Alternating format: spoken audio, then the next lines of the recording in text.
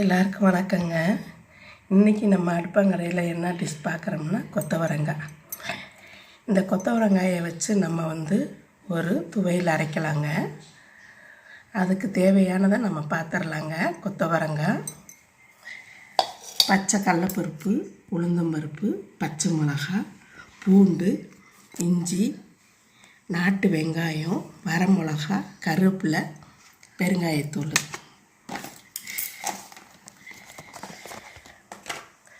நம்ம உருண்டை செய்து வச்சோம் இல்லைங்களா, அந்த புளி ஒன்று.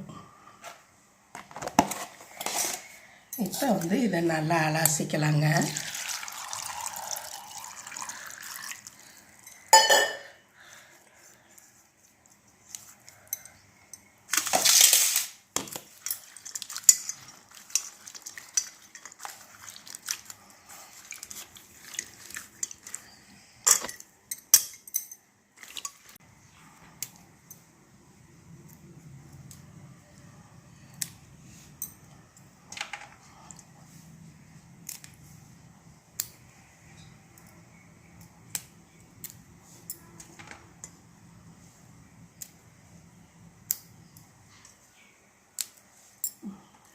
நம்ம இப்படி எல்லாத்தையும் கழுவிட்டு இப்படி நறுக்கி வச்சுக்கிறலாங்க. இதை முன்னுக்க பின்னுக்க பார்த்து இப்படியே நறுக்கிட்டு இப்படி நறுக்கி வச்சிட்டேங்க. இப்போ இது பூராத்தையும் வறுத்து எடுத்துக்கிறலாங்க. இப்போ எண்ணெய் ஊற்றி காஞ்சிருச்சுங்க. இந்த மிளகாயை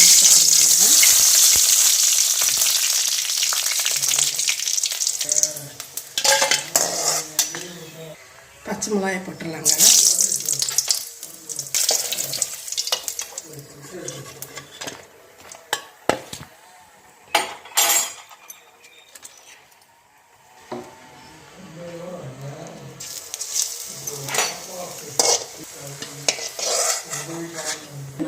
மிளகாயும் வறுத்துட்டேங்க. வரமிளகா, பச்சை மிளகா நல்லா வறுத்துட்டேங்க.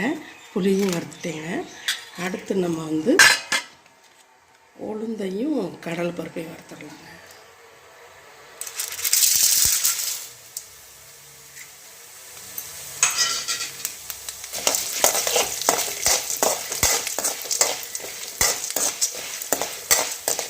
இப்போ நல்லா வறுபட்டுருச்சுங்க. உளுந்தும் கடலை பருப்பும் எடுத்துடலாங்க.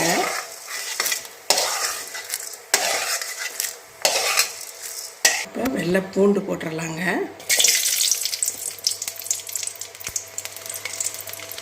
இஞ்சி போட்டுடலாங்க. நாட்டு வெங்காயம் போட்டுடலாங்க.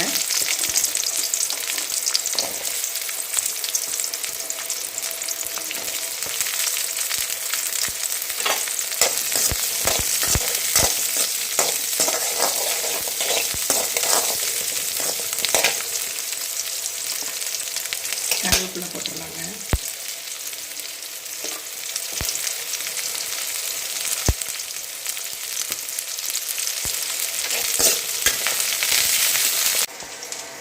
மிக்ஸி ஜாரில் போட்டுடலாங்க. புளி, வரமிளகா, பச்சை மிளகா போட்டுடலாங்க. பெருங்காயத்தூள் போட்டுடலாங்க.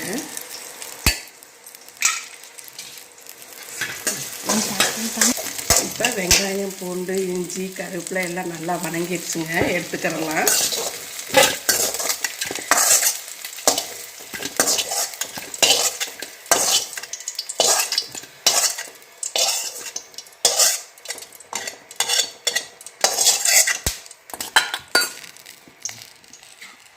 இப்போ இதை ஒரு அடி அடிச்சுக்கிறலாங்க.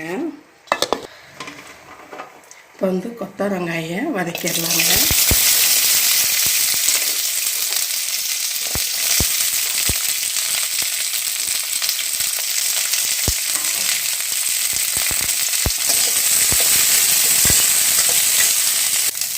நம்ம இந்த சட்னிக்கு தகுந்த உப்பு போட்டுடலாங்க.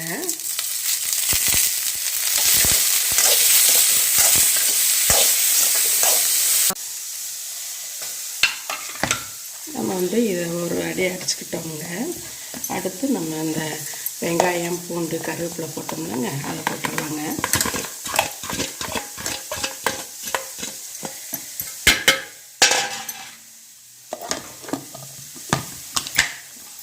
நம்ம மிளகா, பச்சை மிளகா எல்லாம் போட்டு அடிச்சிட்டோம். அதுக்கப்புறம் பூண்டு, வெங்காயம், கருவேப்பிலை போட்டு அடிச்சிட்டோங்க. அடுத்து கொத்தவரங்காயை போடலாங்க. இப்போ கொத்தவரங்காய் நல்லா வணங்கிடுச்சுங்க, எடுத்துக்கிறலாம்.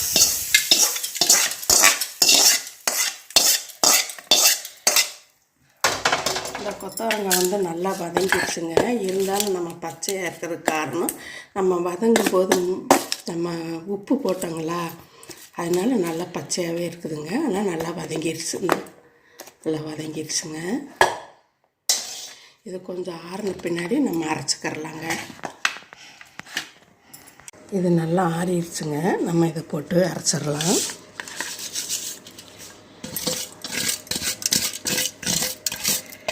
இதில் கொஞ்சம் தண்ணி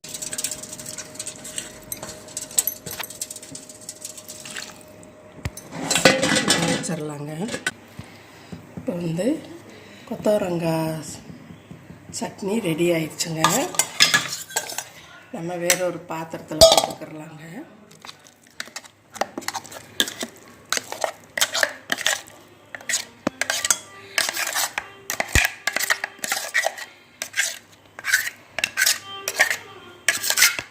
நம்ம மிக்ஸி ஜாரையும் கழுவி ஊற்றிடலாங்க.